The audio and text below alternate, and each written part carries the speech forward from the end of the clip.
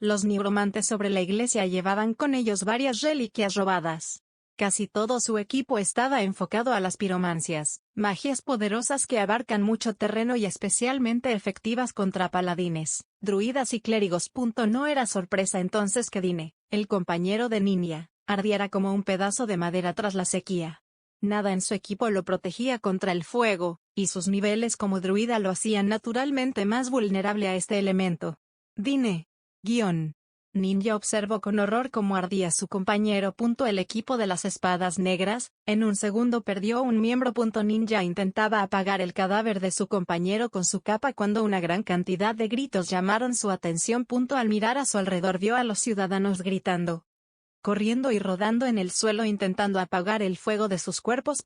Dine había muerto casi al instante de recibir el ataque, y eso en sí mismo pareció haber sido una bendición, pues no tuvo que pasar por el dolor que todos sufrían en este momento, sus compañeros incluidos. Peter, el líder de las espadas de la oscuridad, un guerrero sumamente talentoso, tenía el lado derecho de su rostro con quemaduras graves.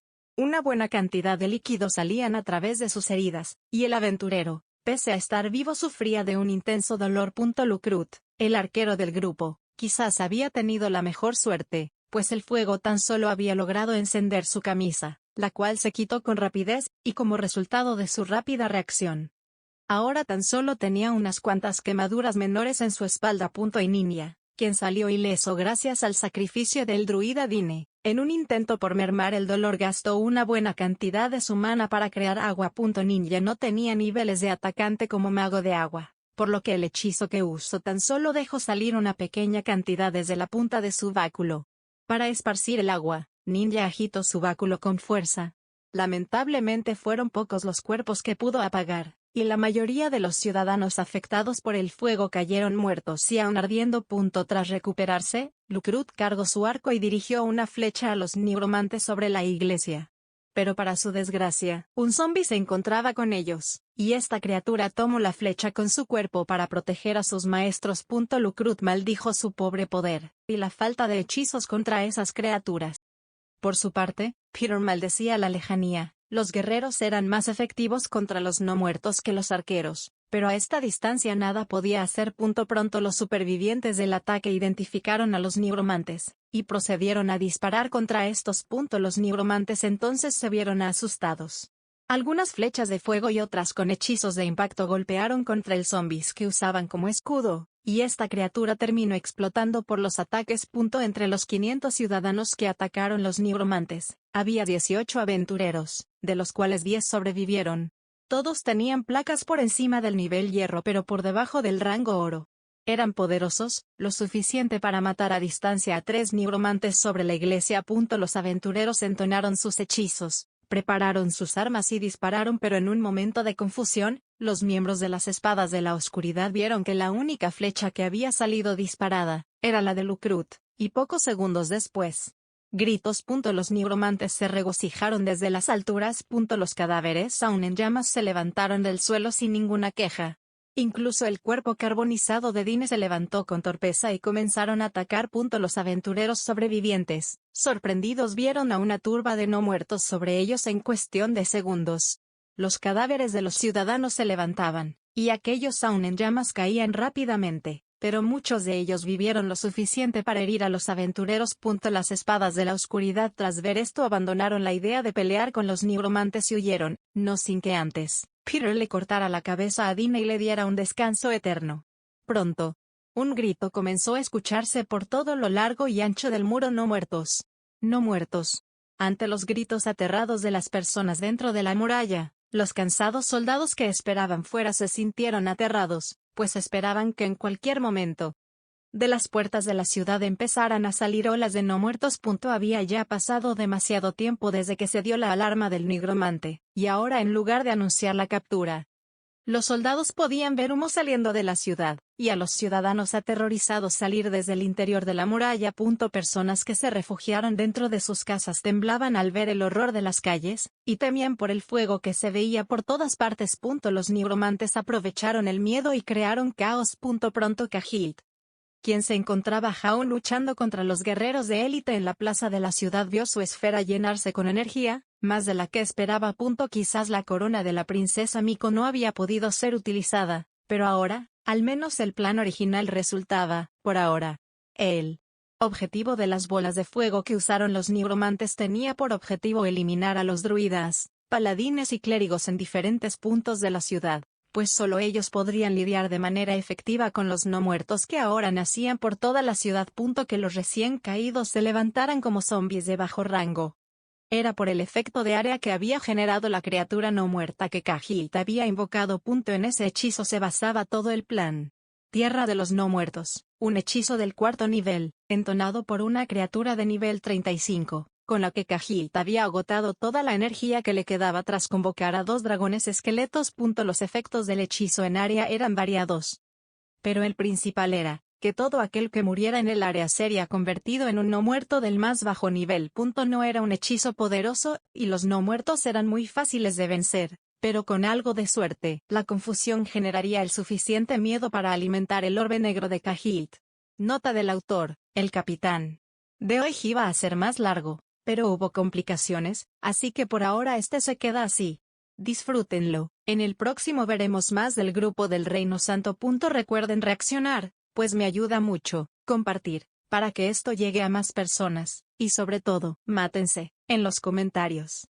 Remedios sujetaba con fuerza a la joven Neya, molesta, muy molesta por escuchar el nombre de los enemigos de la vida, de los humanos traidores. Remedios, al igual que cualquier otro paladín o guerrero santo, repudiaba a los nigromantes, y el solo pensar que una escudera de su orden había pronunciado esa profesión maldita la asqueó.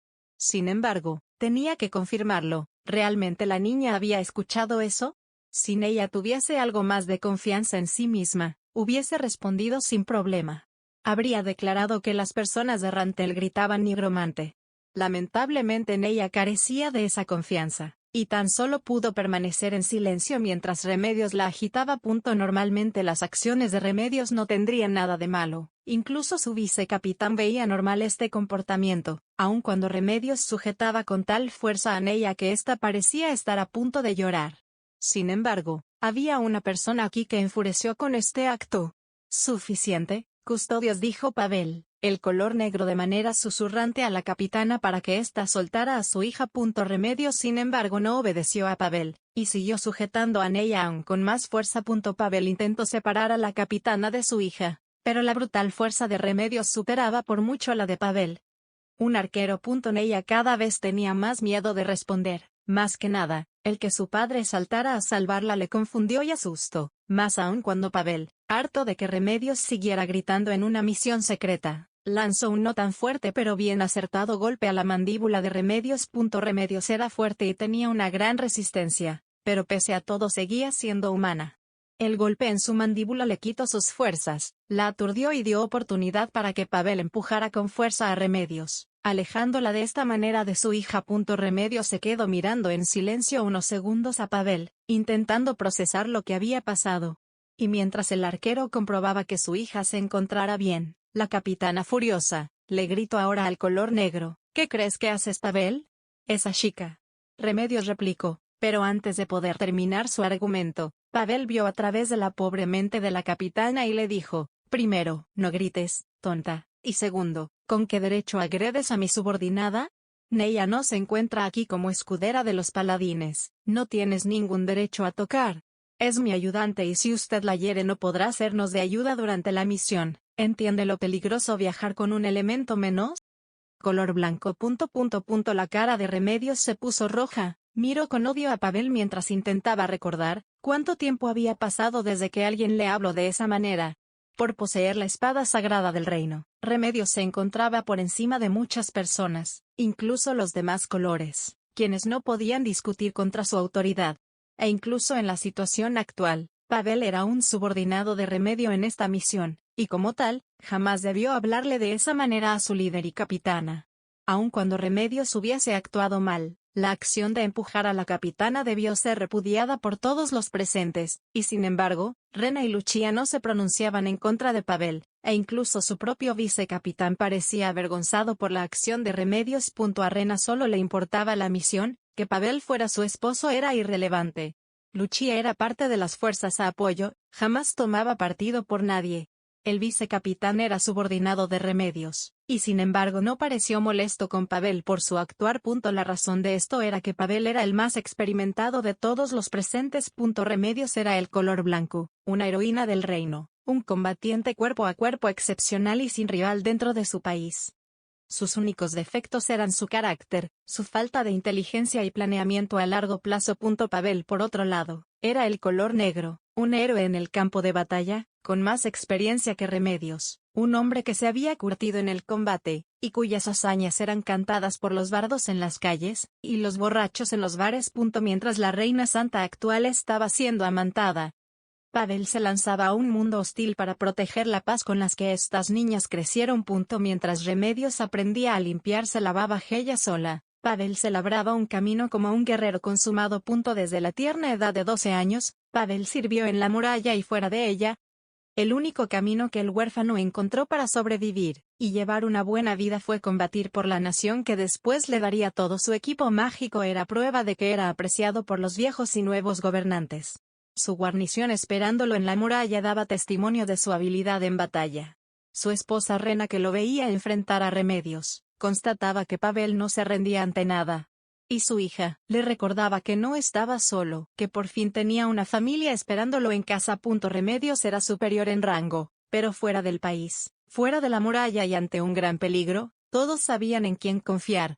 Incluso el vicecapitán Gustav entendía que quienes lideraban esta expedición eran los guías. En esta situación en la que era acompañada por 3 personas que la superaban en experiencia y edad, Remedios no era la auténtica líder, sino una cara bonita, una figura famosa que se dirigía al pueblo carne para darle peso a las negociaciones. Todos entendían el papel y el valor de Pavel. Todos menos la capitana Remedios, que tan solo pudo ver una insubordinación. La paladina, dispuesta a cumplir con el castigo para aquellos que agreden a un superior, desenfundó su espada y ahora están gritando muertos. Dijo Neya, diluyendo de esta manera la tensión en el ambiente. ¿Estás segura, Neya? Preguntó Pavel. Debido a todo el ruido de la ciudad a Pavel se le dificultaba distinguir las voces. Él estaba acostumbrado a la quietud de los bosques y la paz de la muralla. Neya por su parte había vivido toda su vida en la ciudad, y no le daba problema reconocer lo que la gente decía. No tengo duda, nigromantes, fuego, no muertos, dragones. Dragones. Una palabra que alteró a los presentes. Incluso Rena pareció temblar ligeramente cuando Neya mencionó a las criaturas más poderosas. ¿Estás segura? ¿Dragones? Pavel confiaba en su hija, pero no podía ver a dragones, y no muertos trabajando juntos a menos que... La gente está gritando dragones. No estoy segura, no pueden ser... Neya dudaba de lo que escuchaba, pero muchos pobladores gritaban esas 4 palabras: nigromantes no muertos, y dragones. Las palabras de la chica no parecían de fiar, pero al ver una ciudad entera ser evacuado en medio de la noche, daba sentido a lo que decía. Remedios vio entonces aterrada cómo las interminables hordas de ciudadanos cruzaban las triples murallas y salían a las llanuras con miedo. Esa escena no le permitió notar que tanto Rena como Lucia estaban preparándose para atacar a la por la espalda si intentaba lastimar al color negro. Remedios desenfundó su espada para atacar a Pavel. Tanto Rena como Lucia entendía que el perder al guía hubiese sido la muerte. Y que todo fuera por un arrebato de Remedios hubiese sido muestra de debilidad ante las personas que irían a ver. Esta era la razón por la que Pavel y Rena temían por sus vidas. Estaban siendo liderados por una idiota acostumbrada al palacio real, y sin verdadera experiencia fuera de la muralla. Nigromantes, no muertos y dragones fueron los enemigos que Neya señaló como los culpables de la situación que se vivía en Errantel. ¿Dragones? ¿Estás segura, Neya? Preguntó Pavel a su hija. El hombre confiaba en sus sentidos, pero aún él no podía creer del todo en esas palabras. En ese momento, mientras Neya se concentraba para escuchar los gritos de los soldados de la muralla, los guerreros del Reino Santo contuvieron la respiración, y en medio de ese silencio, incluso Pavel pudo escucharlo. No es cierto. Dijo con horror el arquero. Estoy segura, nigromantes, no muertos y dragones. Esas son las 3 cosas que más están diciendo, dijo Neya con preocupación. La chica había escuchado perfectamente, no había error, e incluso Pavel corroboró la información tras escucharla él mismo. Pero pese a todo, Neya no se veía tan abismada como su padre. posiblemente porque no comprendía lo que esta situación significaba. Aún para Pavel, quien lo escuchó por sí mismo, le era difícil creer que los traidores de la humanidad, y los enemigos de la vida trabajaran aliados a una de las criaturas más poderosas del planeta. Ninguno de los presentes había tratado jamás con un dragón, pero eran conscientes del orgullo casi legendario que estas criaturas poseían, y ninguno vio a estos monstruos aliándose con criaturas como los humanos, y mucho menos los no muertos. Pavel consideró la posibilidad de que los ciudadanos de Rantel hubieran confundido a una salamandra gigante o alguna hidra mutante con un dragón, pero entonces un dragón esqueleto. Pudieron. Es imposible, pero Lucia balbuceaba sus ideas, como si temiera que al decirlas se pudiesen volver realidad. Dragón esqueleto. Rena escuchó ese nombre, le sonaba familiar, y tras escarbar en su mente recordó un maldito dragón no muerto. Rena había escuchado a sus soldados contarse historias de monstruos increíblemente poderosos, la mayoría de ellos ficticios, y entre esas historias alguna vez habían comentado sobre la existencia de un dragón no muerto con inmunidad total a la magia. Según los habitantes del Nuevo Mundo, ¿un dragón no muerto? ¿Eso existe? Gritó Remedios. Lucia intentó explicar esa extraña existencia. Existe, pero, no puede ser. Pero, se supone que un dragón esqueleto inmune a la magia se esconde en la montaña de los no muertos. Es una criatura poderosa y ancestral, pero, la montaña de los no muertos está estúpidamente lejos de aquí. La única forma en la que pudieron traer a una bestia hacia hasta aquí sería invocándolo. Pero eso. Están usando el miedo como fuente de poder. Comentó Pavel. El arquero no tenía experiencia con nigromantes, pero incluso él sabía que estos utilizaban el dolor y sufrimiento para dar a luz a no muertos de un poder increíble. Lucia tenía miedo de que existiera un nigromante tan poderoso. Pero si, como Pavel dijo, estaba usando el miedo de las personas, eso tendría más sentido y no tendrían que temer a un poderoso nigromante. Olvídense de los nigromantes y los dragones. ¿Qué demonios hace un ejército tan grande aquí? Comentó el sobrino de Lucia. ¿Qué quieres decir? ¿Qué tiene de raro el ejército? Preguntó Lucia a su sobrino. El joven guardaespaldas señaló algo interesante. Había cerca de 40.000 soldados repartidos entre las dos centras que veían. Un ejército demasiado grande, tanto que no pudo haber sido reunido en poco tiempo, y dado que la ciudad se veía parcialmente intacta, esto significaba que el ataque había comenzado no hace mucho, lo que no daría tiempo a que un ejército se reuniera para contestar el ataque. Un ejército como este no puede ser reunido en poco tiempo. No, estos soldados llegaron aquí por otra razón. Si realmente hubieran venido aquí por el nigromante, todos ellos ya se encontrarían dentro de la ciudad combatiendo contra él. Que se encuentren fuera, solo significa que no era el objetivo de estos hombres, y que fueron tomados por sorpresa. Los experimentados guerreros entendieron el punto del muchacho y cambiaron su enfoque. Todos se concentraron en el ejército, y la razón por la que se encontraban aquí. Solo el rey de Restice podría reunir una fuerza tan grande. Debieron reunir este ejército para atacar el pueblo carne, y a los sujetos que secuestraron a Gasef, declaró Rena. Es algo posible, pero no explica algo. Entonces, ¿por qué están afuera de las murallas? Es más, hay algunos soldados dormidos en el pasto. El sobrino de Lucia señaló algunas figuras uniformadas durmiendo sobre las planicies sin enterarse de nada. Eran los soldados más cansados que prácticamente se había desmayado tras la larga caminata. Es solo una posibilidad. Pero podría ser que los conquistadores del pueblo carne se enteraron de que serían atacados, y tendieron una emboscada a los soldados del reino en Errantel. Un lugar perfecto para debilitar al enemigo. Errantel era la última gran ciudad antes del pueblo carne, y servía como almacén y punto de apoyo para las tropas durante las invasiones actuales del imperio. Este lugar debía ser el lugar de descanso de los soldados antes de partir al pueblo carne, y un punto perfecto para que los conquistadores de carne dieran un golpe antes de ser atacados. Pero imposible. Durante la batalla en el pueblo carne, esas personas dejaron que se llevaran los cadáveres. Un nigromante jamás haría eso. Además, por la información que filtraron, incluso Gasef respetaba a esas personas, dijo Rena, defendiendo a las personas que quería como aliados. Eso es solo una forma de verlo. Rena Lucia estaba por exponer sus posturas y pensamientos, pero antes de lograr hacerlo, una voz más experimentada dio su opinión. No, Rena tiene razón, dijo Pavel, apoyando la postura de su esposa. Si esto se tratara de los conquistadores del pueblo carne, no estarían usando no muertos. Estamos hablando de personas que eliminaron un ejército con un hechizo, y de una mujer que derrotó al mismísimo Gasef Stronov. ¿Qué sentido tiene para ellos usar criaturas que los convertirá en enemigos de todas las naciones? Pero eso, podría ser que... Gustav no pudo terminar a una frase antes de que Pavel le interrumpiera. No son las personas del pueblo carne. Y realmente lo fueran, hubieran permitido que el ejército entrara a la ciudad. De esa manera podrían debilitar aún más sus fuerzas. Entonces, ¿por qué están afuera?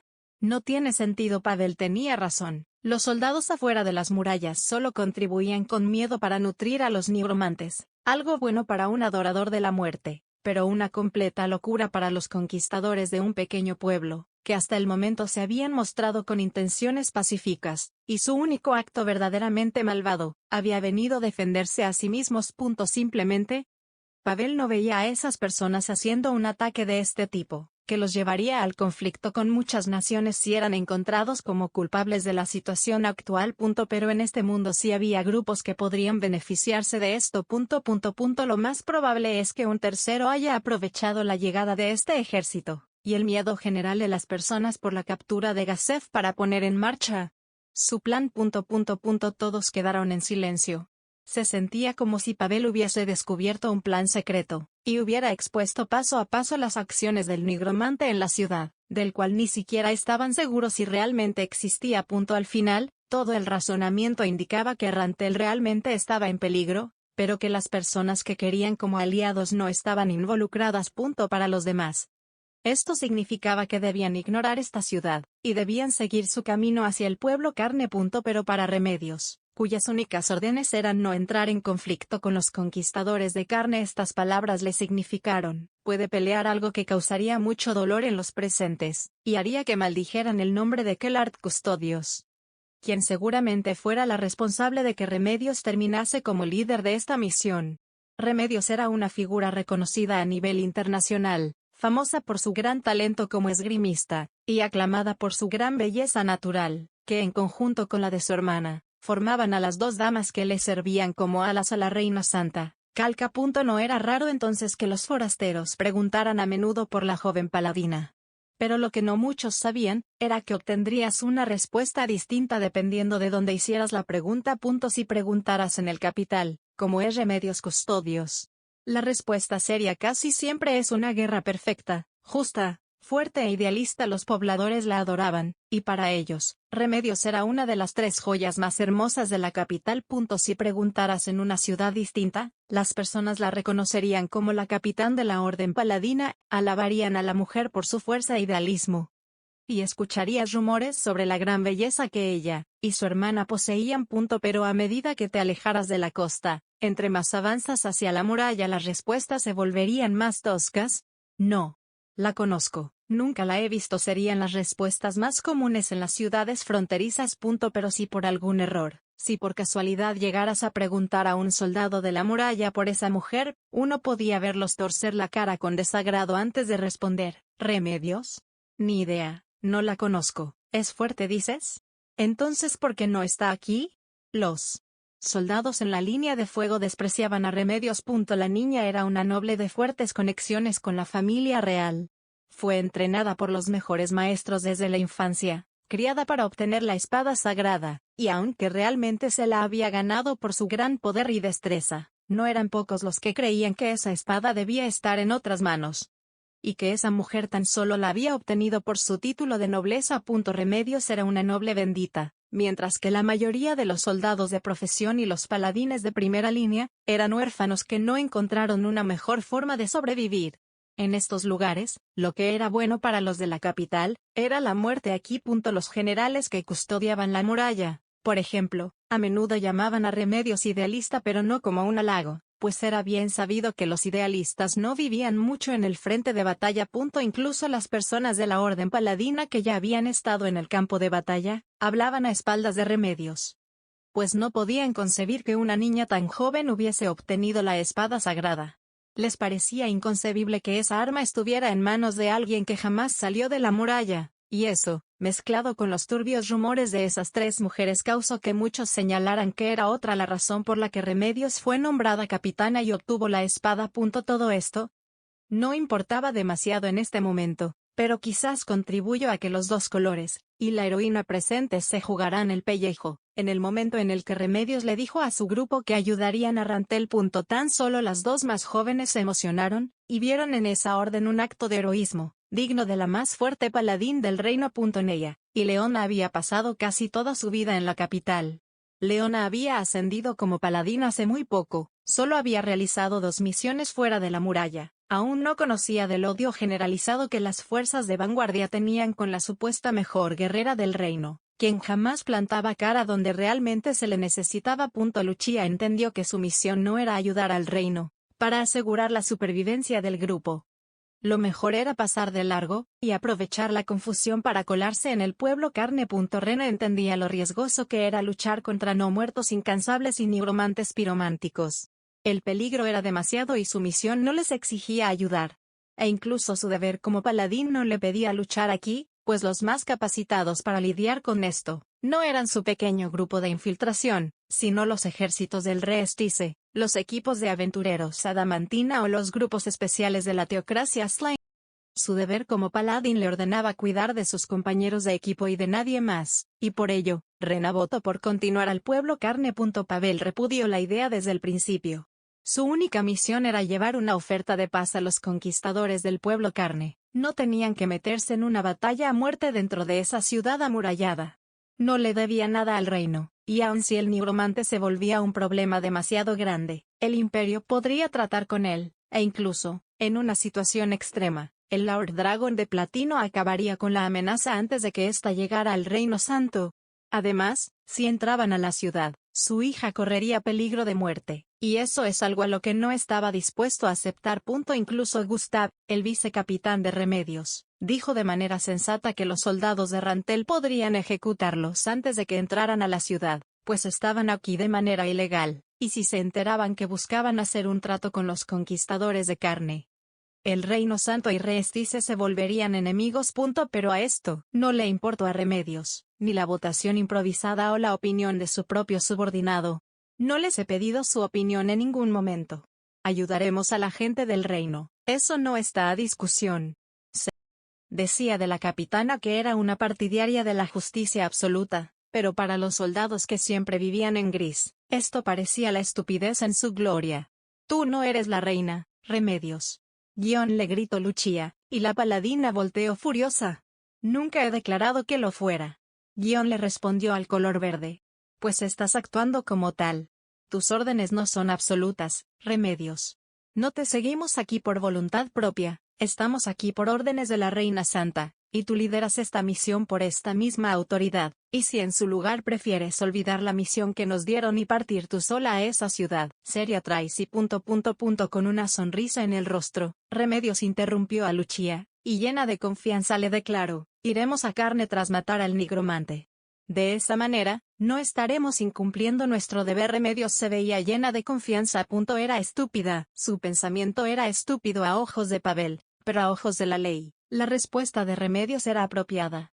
Si ella planteaba el desvío a Rantel como parte de su deber como paladín, nadie podría culparla, y aunque lo hicieran, seguramente su hermana Kellart la apoyaría en el juicio, y eso era malo para los aquí presentes, pues tras ver que solo las más jóvenes parecían estar dispuestas a pelear, Remedios hizo uso de una de sus armas más poderosas.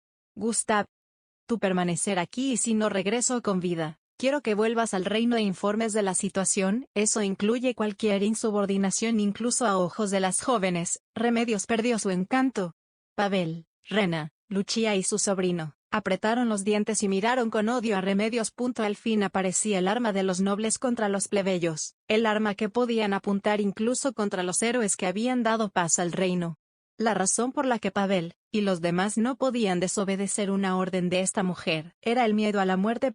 Si ellos desobedecieran a Remedios, quien por orden de la reina lideraba esta misión, estarían cometiendo un pecado mortal. y serían asesinados en caso de desobedecer. Remedios dio esta orden para que su confiable vicecapitán tomara acciones en caso de que sus subordinados huyeran de la batalla, o incluso, si estos decidían matarla y culpar a alguien más aprovechando el caos. Remedios los amenazó de muerte, y usó esto como motivante para que la siguieran a la batalla. Esto parecía ser ruina a ojos de todos, pero era la justicia a ojos de la paladina. Remedios odiaba a los cobardes. A sus ojos, el razonamiento de todos ellos no eran más que excusas para evitar la batalla. En pocas palabras, todo lo que ellos dijeron, parecía ser simple miedo para Remedios. De esta manera se justificó a sí misma que estaba bien usar la ejecución como un arma, pues no toleraría que sus propios hombres temieran a la muerte causada por luchar por los grandes ideales del reino. Pavel, sin embargo, se planteó en ese momento el matar a Remedios. El mismo pensamiento, incluso pasó por la mente de Lucia, pero ambos fueron frenados por su propio honor y sentido de camaradería.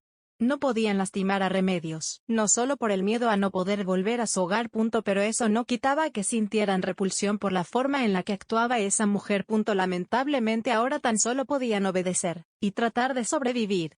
Con algo de suerte no habría un dragón esquelético, o incluso si lo hubiera, la espada sagrada podría hacerse cargo de eso. Gustav aceptó la orden, y se preparó para permanecer solo en esta parte del bosque.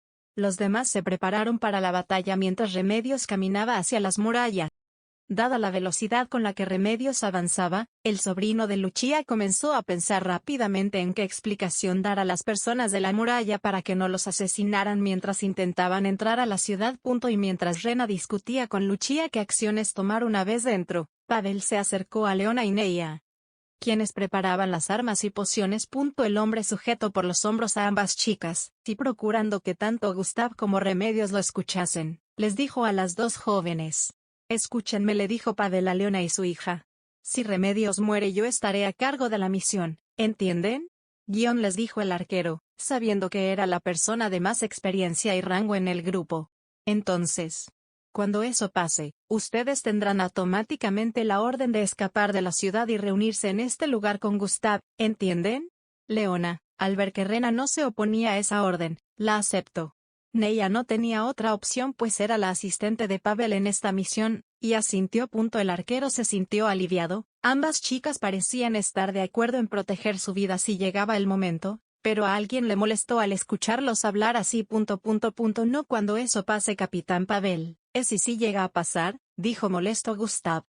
«Y también recuerde, los no muertos no saben ocupar arcos», dijo amenazante. A Pavel le hubiese encantado decirle que esos no muertos sí existían, e incluso que había algunos con una habilidad excepcional, pero entendió la amenaza de Gustav, y prefirió quedarse callado. No podía culparlo por dudar. Si Pavel fuera otro hombre, si no pareciera tanto la confianza que había en los equipos, bien podría haberlo intentado. Fue así como las personas del Reino Santo, al fin se encaminaron a la batalla, mientras el problema en la plaza se volvía a cada momento más incontrolable. Tras ver el desastre en Errantel, gracias a un hechizo de espionaje de Evileye, Clem y las Rosas Azules tomaron decisiones propias. Aunque fuera Renner quien les pidiera el favor de escoltar a Clem, desde el principio, estas no tenía intención de seguirlo hasta el pueblo Carne. Su única misión era llevarlo hasta Errantel, pero ahora ese lugar era un campo de batalla que no serviría a Clem ni a los planes que había preparado el rey Ramposa. Fue ahí cuando acordaron que en este lugar se separarían. El joven guerreó con los tesoros del reino, tomó a uno de los caballos de guerra, y se dirigió en solitario al pueblo Carne para cumplir con la orden que le dio su rey. La sacerdotisa, la hechicera, la guerrera y la niña, por su parte, decidieron hacer lo que todo aventurero haría en esta situación. Todas se prepararon para proteger a su reino de ese maldito nigromante, y sus poderosos no muertos. Y aunque un principio, todas confiaban en que Evileye y Laccius podrían hacerse cargo del enemigo, había algo en ellos que les preocupaba, pero eso no les impidió arrojarse a la batalla. Fue de esta manera como dos poderosos grupos llegaron como refuerzos a Errantel. Uno de los hombres que enfrentaba a Clementine. ¿Cuál era su nombre? No puedo recordarlo, pero era una persona que pasaba desapercibida muy a menudo. Había vivido en Errantel gran parte de su vida, y motivado por el trabajo como mercaderes de su familia, se volvió un aventurero a los 15 años, con la esperanza de algún ser quien protegiera la caravana familiar. Dicho esto, Él jamás pudo cumplir ese sueño, pues sus habilidades siempre eran requeridas en otras áreas. Mostró talento con la lanza, ascendió entre el gremio con rapidez, y a los 23 años alcanzó el rango mitril. Ese hombre murió esta noche. Dejó atrás a 4 hijos, y una esposa que lo amaba con locura. Tenía 7 hermanos, de los cuales 4 murieron esta noche. Clementine jamás conoció su nombre, pero nunca en la vida lograría olvidar su rostro. Exhausta por haber asesinado a 48 de los mejores guerreros del reino, y abrumada por luchar al mismo tiempo contra 14 de los mejores aventureros del país, Clementine bajó ligeramente su guardia. Fue apenas una apertura menor, pero ese momento, ese pequeño descuido, fue suficiente para que ese hombre lograra asestar el primer golpe que Clementine había recibido en toda la noche. Fue apenas un pequeño corte, nada crítico, nada que detuviera o debilitara a la experimentada guerrera. Pero Clementine miró furiosa al hombre que había lastimado su preciosa piel. Ese no era uno de los ninjas de su nuevo rey, no era uno de los malditos semidioses que tanto desprecia, ni siquiera era un guerrero de rango adamantina. Tan solo era el 5º hijo de un mercader, aquel que logró asestar un golpe a un enemigo superior antes de que el hombre pudiera corregir el rumbo de su lanza para causar una herida mayor. Clementine dio un paso a una velocidad inhumana, y se acercó lo suficiente para que sus espadas, rotas y oxidadas, sirvieran como guillotina para la cabeza del hombre que por pura suerte logró atravesar su guardia. La cabeza del aventurero cayó a los pies de Clementine. Esto causó que los demás guerreros diesen un salto para ganar distancia, se alejaron lo suficiente para no ser alcanzado por las espadas rotas, pero se quedaron a una distancia idónea para realizar un nuevo ataque. Sin embargo, aunque la voluntad de pelear aún ardía en ellos, todos estaban inquietos y tenían miedo. ¿Cómo carajo hace eso con esas cosas? Gritó horrorizado uno de los aventureros de rango platino, pues no podía creer que espadas tan cortas y sin filo pudiesen decapitar a un hombre. De hecho, aún se sentía abismado por todos aquellos en el suelo, que murieron por el metal de esas armas. Cuidado.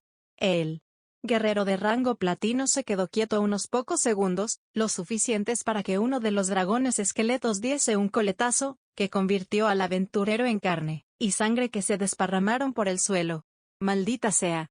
Los guerreros fueron bañados con parte de la sangre, y con el asco y la rabia creciendo, reanudaron su ataque contra Clementine. Uno de los dragones esqueleto, el segundo en ser invocado, fue quien dio el golpe fatal contra aquel aventurero. Fue ese dragón que se encontraba dando sus últimos ataques antes de desmoronarse, incluso, por la forma en la que se resistía a caer. Muchos se preguntaron si acaso los no muertos como este también tenían voluntad. El segundo dragón había retenido a los luchadores pesados, dejando que Clementine se encargara de los ligeros, y por tanto más rápidos. El primero de los dragones estaba casi intacto. Este se centró en llamar la atención de los arqueros y demás atacantes de mucho rango. 3 criaturas de abrumador poder luchaban desesperadamente por proteger al nigromante que cantaba hechizos para convertir el dolor y miedo de la ciudad en magia a un ritmo más acelerado. Los guerreros estaban siendo superados. Sus números se reducían y ya a nadie le quedaba mana. Uno de los aventureros oricalco gritó a sus compañeros: ¡refuerzos! Llamen refuerzos, pronto. Clementine vio esas palabras como algo divertido, pues estaba segura que cualquiera en Errantel o en el ejército que pudiera hacerle frente a ella. Cajito los dragones, ya se encontraba aquí. Eran las 12:30 del día del ritual. El nigromante no había curado a su dragón no muerto, ni había bufeado a Clementine. Pues ya poco le faltaba a su esfera para reunir el poder suficiente para concluir su plan. Ya no había enemigos a la altura. Clementine podría resistir un poco más, y los hombres que asesinaba se convertían en no muertos que le ayudaban en la batalla, además de que un solo dragón podría mantenerlo a salvo al nigromante, y la guerrera si las cosas se ponían mal. Ya. Nada puede detenerme, se dijo a sí mismo al ver su orbe casi listo para el ritual. Estaba asegurada, su victoria estaba a su alcance, podía sentirla en sus manos. Sin embargo, a las 12:31 del día del ritual, 2 grupos diferentes entraron a la ciudad por distintas puertas. El grupo del Reino Santo irrumpió en la ciudad por la puerta norte, mientras que las rosas azules se abrieron paso por la puerta sur. Ambos grupos empezaron su carrera hacia el corazón de la ciudad. Los aventureros de bajo rango encontraron que los nigromantes, en especial los poderosos, eran personas de cuidado. El hechizo que el no muerto de Khajiit lanzó sobre la ciudad era algo aterrador. Aunque solo creaba zombies de nivel 1 sin importar la fuerza del cadáver, si no se les asesinaba con magia sagrada o armas especializadas, los no muertos derrotados volverían a caminar. No eran fuertes, pero cada vez que mataban a un ciudadano obtenían un soldado que no se detendría, e incluso si eran calcinados hasta el punto de no tener piel. El hechizo simplemente los convertiría en esqueletos de nivel 1. Los clérigos no tenían mana infinito, y los hechizos de exorcismo tenían un número de usos limitado, un número muy pequeño en equipos de aventureros novatos.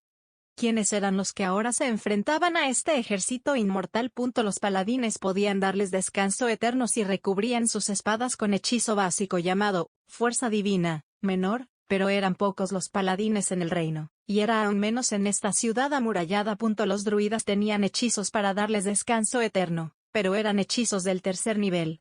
Algo que los aventureros combatiendo a este ejército no tenían, y no podían pedir ayuda al ejército que esperaba fuera de las murallas, pues bastaba solo que murieran un par de ellos para que las formaciones del ejército cayeran rápidamente. Después de todo, los que estaban fuera de la muralla eran en su mayoría campesinos que por primera vez en su vida tomaban una lanza. Hacían falta luchadores especializados, y cuando aparecía un luchador competente, o alguien con un arma magia apropiada para la situación, los nigromantes sobre los tejados aparecían, y asesinaban al guerrero que masacraba y reducía el número de no muertos. Adicionalmente, los nigromantes quemaban a quien veían, y de esa manera creaban a más no muertos. Pues si bien los no muertos revivían ardiendo y morían pocos segundos después, revivirían hasta que el fuego se extinguiera, y después atacarían a quien sea que se cruzara en sus caminos.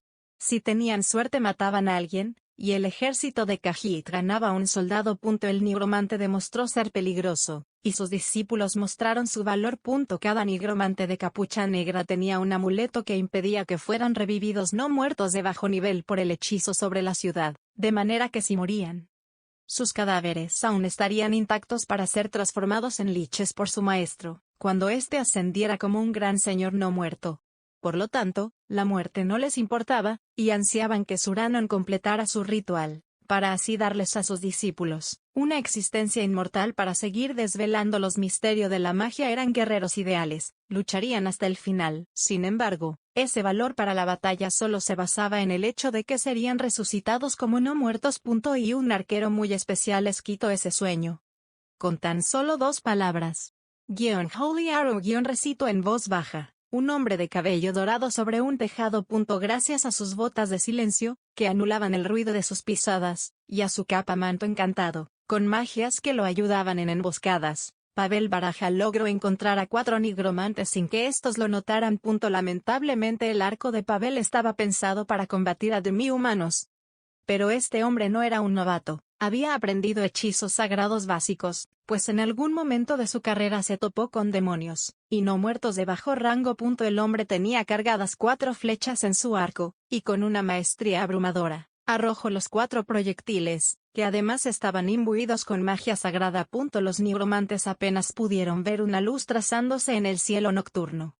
Y antes de poder reaccionar, las flechas les habían perforado puntos vitales. El poder del arco, sumado a las habilidades de Pavel, y el efecto de la magia que hacía daño extra a personas con karma negativo, causó que los nigromantes pirománticos cayeran muertos en el acto. Más estos eran apenas el primer objetivo de Pavel, quien repitió esta acción 3 veces más. El atacar con magia sagrada demostraba la experiencia de Pavel. De esta manera, los nigromantes ya no podrían ser resucitados por el hechizo de la ciudad. Ellos ya no podrían convertirse en no muertos. Neya Baraja se encontraba en el tejado de una casa, donde servía como vigía para los demás miembros que esperaban abajo. Desde donde se encontraba pudo ver a su padre lanzar cerca de 7 flechas, y acertar sus tiros a enemigos que se encontraban a distancias de 200, 300, 350 y 400 metros. Un juego de niños para el arquero. Una hazaña heroica para su hija que lo veía.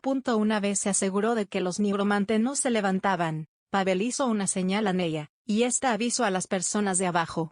Ya No hay pirománticos, fue el mensaje de Neya al resto del grupo. Podía ser que la gente de Rantel no estuviese preparada para afrontar esta amenaza. No era raro que los no muertos fueran subestimados, y por tanto, era difícil que existieran suficientes personas para hacer frente a esto. Pero el grupo del Reino Santo tenía a 3 paladinas de gran poder, una escudera de sentidos afilados, una druida de alto rango, y un arquero que equivalía a un aventurero adamantina. Una vez los nigromantes en los tejados cercanos fueron eliminados, Remedios dio rienda suelta a su poder y entusiasmo. Como una bestia se abalanzó sobre los no muertos, mientras era observada por la gente del reino. A ojos de los aventureros novatos, era como una santa que venía a rescatarlos. Neya, quien no tenía permiso de combatir, por orden de su padre, se mantuvo moviéndose en los tejados, buscando nigromantes o enemigos alados. Su padre, al igual que ella, se corría por las alturas, pero había una diferencia abismal entre ambos. Pavel parecía volar entre los edificios.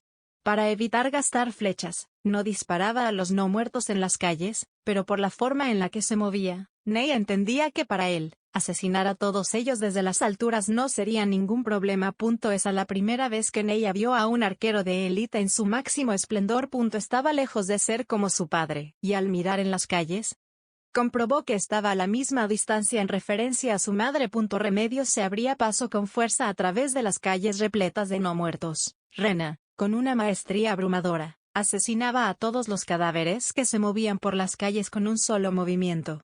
Incluso Leona era increíble. A muy corta edad ya conocía hechizos sagrados que ahora hacían brillar su espada con una luz divina. La druida tenía reservas de mana normales, las cuales usó para salvar a muchos de los aventureros novatos que estaban heridos y tirados en las calles. Incluso sanó a un par de jóvenes aventureros de rangos plata, que llevaban cargando a una joven, hechicera sin mana. El sobrino de la druida, el joven Arias, cubría perfectamente a su tía mientras avanzaban por las calles que las paladinas limpiaban. En algún momento se toparon con no muertos invocados por hechizos del tercer nivel, que los nigromantes habían llamado antes de ser asesinados. A Arias, quien solo portaba 2 escudos, incluso estos enemigos no eran anda, los destrozaba contra el suelo, y después su tía purificaba sus cuerpos. El grupo del Reino Santo avanzaba imparable, eran todos maestros en sus áreas. Eran una fuerza imparable lleno de guerreros con renombre. Y al verlos a todos contribuir a la la vigía, Neya Baraja se empezó a cuestionar, ¿qué estoy haciendo aquí? Se sintió abrumada al estar rodeada de personas tan superiores a ella. Y con ese dolor en su alma, mientras maldecía su debilidad, Neya Baraja y el grupo del Reino Santo, avanzaban hacia la plaza principal.